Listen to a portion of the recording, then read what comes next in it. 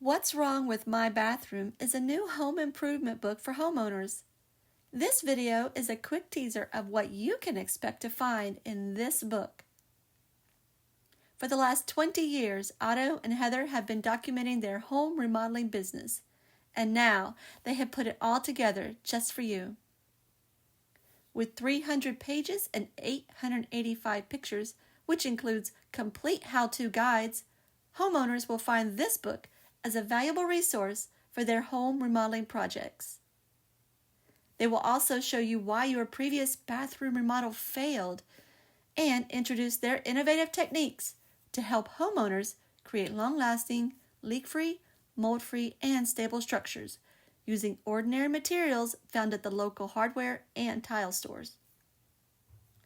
This book also takes you beyond bathroom remodeling. They discuss proper home ventilation and insulation, kitchen backsplashes, outdoor tiling projects, and home drainage systems. This book is currently available for pre-order, so please head over to their website, what'swrongwithmybathroom.com, for more information.